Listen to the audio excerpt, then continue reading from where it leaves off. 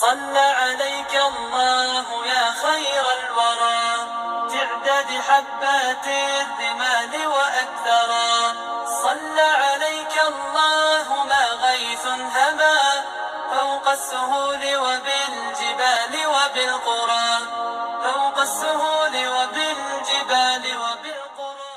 Pour commencer, Inch'Allah, il faut remercier Allah subhanahu wa ta'ala, le louer. Parce que Allah subhanahu wa ta'ala nous a permis de nous asseoir pour étudier la vie du prophète Muhammad sallallahu alayhi wa sallam.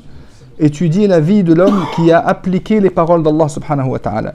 Nous sommes dans l'obligation d'appliquer le message d'Allah subhanahu wa ta'ala. Allah subhanahu wa ta'ala nous a révélé le Coran. Comment nous allons appliquer le Coran? Eh bien en suivant la vie du prophète Muhammad sallallahu alayhi wa sallam. En étudiant le prophète Muhammad sallallahu alayhi wa sallam, la vie du prophète et comment le prophète alayhi salatu wa sallam a appliqué le Coran.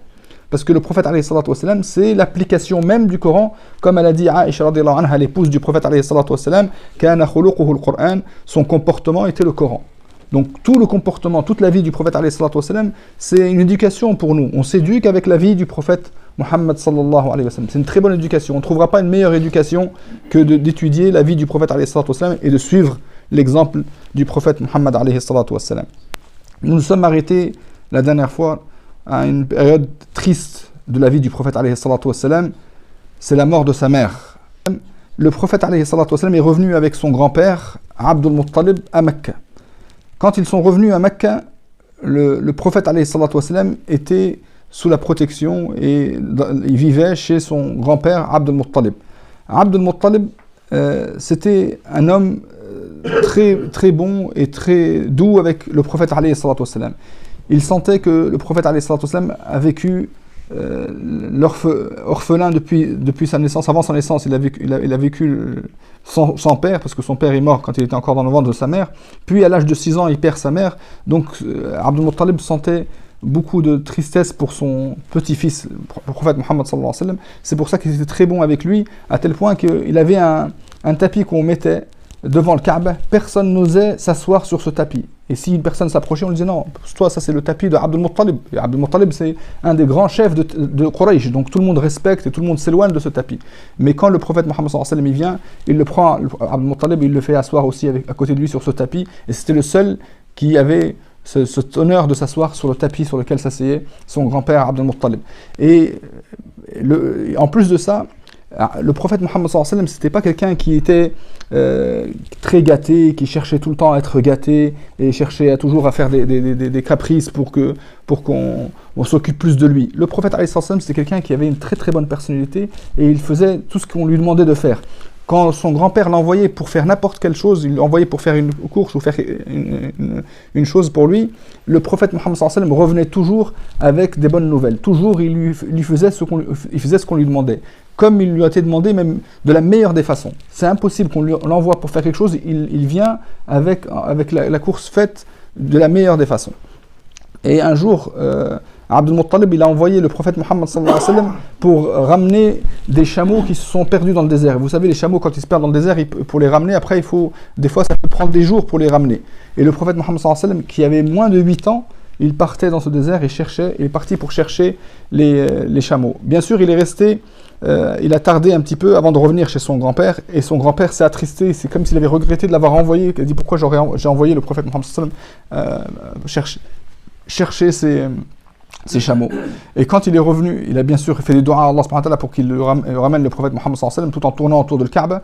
Et puis quand il a vu le prophète Muhammad sallallahu alayhi wa sallam revenir avec les chameaux, il était tellement content, il lui a dit subhanallah, j'ai été triste, comme la tristesse d'une mère qui a quitté son enfant.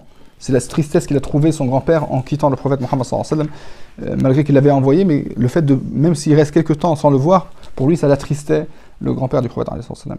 Et à l'âge de 8 ans, Allah subhanahu wa ta'ala a voulu que Abdul Muttalib meurt et il a rencontré Allah subhanahu wa ta'ala. Il était très âgé, c'était quelqu'un qui avait un certain âge, donc il a rencontré Allah subhanahu wa ta'ala, il est mort. Et quand le prophète alayhi salatu wa sallam avait 8 ans.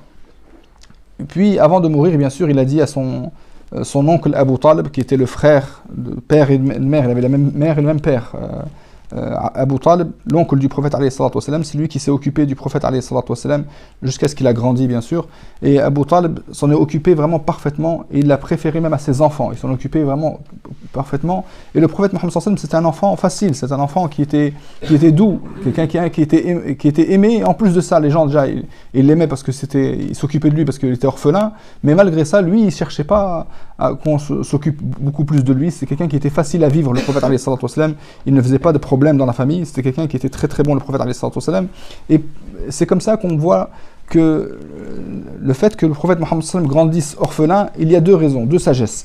La première chose, c'est que le prophète Mohammed sallallahu alayhi wa sallam grandit tout en étant doux, et tout en étant avec un cœur sensible, parce que toute personne qui grandit sans parents, il a ce sentiment de douceur et ce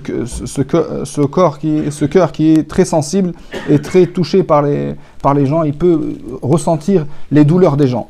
Le prophète alayhi salatu wassalam, il a grandi avec ça, et donc il a ressenti ça. Ça, c'est la première sagesse. Deuxième sagesse, c'est que le prophète Mohammed sallallahu alayhi wa sallam, en grandissant comme ça, il est un exemple pour toute personne qui perd ses parents. Toute personne qui perd ses parents, s'il veut un exemple de patience et de vivre, parce que les gens disent « Ah, mais c'est trop difficile et Allah il a choisi que je suis orphelin », on lui dit la meilleure des créatures, le prophète Mohammed sallallahu alayhi wa sallam, il a vécu orphelin. Quelle catastrophe est arrivée. Il y en a qui sont peut-être tristes parce qu'ils ont perdu leurs parents très jeunes. Eh bien, le prophète Mohammed sallallahu alayhi wa sallam, il a perdu, c'est la meilleure des créatures, il a perdu ses parents jeunes. Et c'est pour autant, c'est pas parce qu'il a perdu ses parents jeunes qu'il va pas réussir dans sa vie. Parce que des fois, les enfants, ah, moi j'ai plus des parents pour me soutenir, moi je pourrais pas réussir, moi j'ai pas de mère avec moi pour me soutenir. Et le prophète Mohammed sallallahu alayhi wa sallam, il avait ni mère ni père, mais il a quand même réussi dans sa vie. Et quand même, ça a été un exemple pour toute réussite, toute personne qui veut réussir dans sa vie. Il a comme exemple le prophète alayhi salatu wassalam. C'est pas les parents, c'est Allah subhanahu wa ta'ala. Il faut s'attacher à Allah subhanahu wa ta'ala. Le prophète il était attaché à Allah subhanahu wa ta'ala, et c'est ça qui l'a sauvé, c'est ça qui l'a fait avancer dans sa vie. Puis le prophète Mohammed sallallahu alayhi wa sallam a fait très tôt le métier de berger. Il a été berger, le prophète alayhi salatu wassalam. Donc le prophète alayhi salatu wassalam, quand il a grandi chez son oncle Abu Talib, dès son jeune âge, il a pris la responsabilité. Il a pris la responsabilité à l'âge de 12, 13 ans. Il était responsable quand il a vu que son oncle Abu Talib, c'était quelqu'un qui n'avait pas beaucoup d'argent. Pourquoi il n'avait pas beaucoup d'argent, Abu Talib? C'est parce que Abu Talib, son travail, c'était le travail de son grand-père, le rifada. Son rôle, le rifada, c'est le fait de nourrir les pèlerins, de donner aux pèlerins qui venaient, tous ceux qui venaient pour faire le pèlerinage à Mecca, ou bien ceux qui font une Umrah, il les nourrissait. Donc ils égorgeaient les chameaux, ils nourrissaient les pèlerins, et les Arabes étaient connus pour être généreux envers leurs invités. Même s'ils n'ont pas, ils font tout, ils peuvent emprunter pour nourrir ces invités qui viennent. Ils peuvent emprunter de ses voisins pour nourrir les invités, puis après ils remboursent à ses voisins. C'est comme ça que les Arabes se comportaient. Et Abu Talib, bien sûr, avec sa générosité, qui était connu, c'est un homme noble de Quraysh, donc il était très généreux. Et bien sûr, ils avaient aussi Siqaya. Siqaya, c'est simple parce qu'ils devaient abreuver les pèlerins.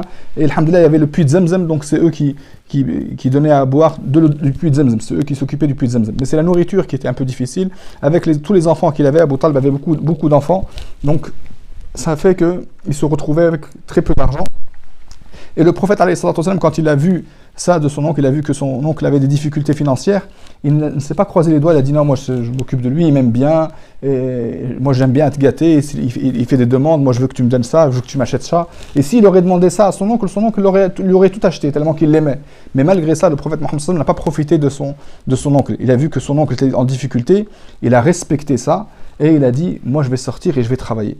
À 12-13 ans, il est sorti et travaillait à cette époque-là, et même à notre époque, dans ceux qui vivent dans les campagnes et ainsi de suite au bled, à 12-13 ans, c'est des hommes, ils ont des responsabilités, on peut les envoyer au marché, on peut les envoyer faire des courses, ils peuvent tout faire. À cet âge-là, très tôt, ils peuvent tout faire. Mais maintenant, c'est vrai que nous, le plus souvent, à 12-13 ans, on voit que ces enfants sont très, très doux, ils ne peuvent rien faire, prendre aucune responsabilité. Alors que normalement, l'enfant, à l'âge de 12 ans, il faut que lui-même montre à ses parents qu'il peut être responsable. Parce que des fois, le père veut que l'enfant soit responsable. Mais il voit que l'enfant, en fait, il n'est pas responsable. Donc il essaye de lui donner des choses et l'enfant, il ne montre pas qu'il est responsable. Mais si l'enfant, à 12-13 ans, il montre qu'il peut être responsable et qu'il peut, quand on lui donne un rôle, quand on lui donne une mission à faire, quand on lui donne quelque chose à faire, ne serait-ce qu'à la maison, d'organiser des choses, quand l'enfant, il fait ce que les parents demandent, ah, subhanallah, mon fils il a grandi. Quand on lui demande une mission, il l'a fait, il l'accomplit correctement. Donc là, cet enfant, il va gagner la confiance de ses parents. Et les parents vont voir que l'enfant, machallah, il a grandi. Donc c'est là où ils vont le responsabiliser. Et c'est comme ça qu'il devient adulte. Ils commencent à prendre des responsabilités très tôt. Mais des enfants, subhanallah, ils ne prennent pas les responsabilités. Ils se laissent aller, ils sont gâtés. 20 ans, 25 ans, il est toujours chez ses parents. 30 ans, il est toujours chez ses parents. Il attend qu'on lui donne à manger. On lui donne... Et c'est ce qu'on voit. À 30 ans, c'est encore un enfant. Parce qu'il attend toujours sa mère pour qu'elle lui pose à manger. Il attend toujours je ne sais pas qui pour qu'il lui nettoie lui fasse son lit. Il attend je ne sais pas quoi. Et c'est comme ça que la personne ne prend pas de responsabilités. Même à 30 ans, il ne prend pas de responsabilités. Et normalement, l'enfant, dès le départ, à 12-13 ans, c'est s'il se voit capable, il dit « moi je suis capable ». Et il doit montrer ça à ses parents. Et c'est comme ça que le prophète Mohammed sallam, il a montré à son oncle qu'il était capable d'assumer ses besoins. Et c'est pour ça qu'il est monté dans les montagnes, il s'occupait d'être berger. Être berger, c'est une grande qualité. Le prophète Mohammed sallam, il voyait un honneur. Pour lui, c'est un honneur d'être berger et de s'être occupé des moutons.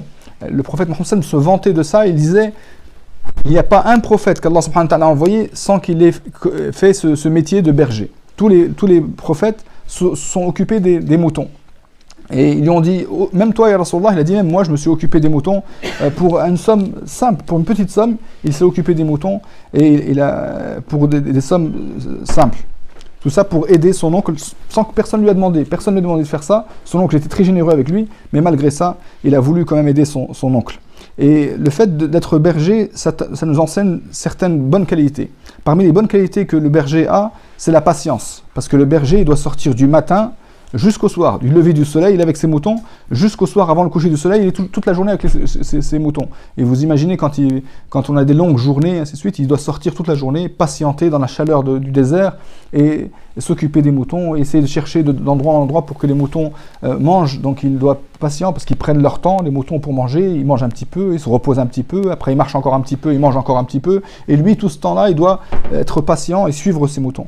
Donc ça demande beaucoup de patience. Et celui qui est patient avec des moutons, il sera capable d'être patient avec les gens. Et le prophète Mohammed sallallahu alayhi wa sallam, Allah le prépare pour être patient avec les gens. C'est pour ça qu'après on va s'étonner du bon comportement du prophète sallallahu alayhi wa sallam et sa patience. Comment les gens vont se comporter avec le prophète Mohammed sallallahu alayhi wa sallam. Il y en a qui vont même se moquer de lui, il y en a qui vont lui dire des mauvaises choses, il y en a qui vont le prendre, et on aura des bédouins qui vont venir le prendre, le prophète Mohammed sallallahu alayhi wa sallam, de sa veste, ils vont le tirer de son manteau, et le prophète Mohammed sallallahu alayhi wa sallam, il ne va rien dire, il va sourire. Il est patient, il a l'habitude de d'être patient et d'être bon avec les gens et supporter, même si les gens commettent des erreurs, il est capable de pardonner et de pardonner les erreurs. Tout ça, c'est parce qu'il a eu cette éducation, le prophète alayhi salam, cette patience.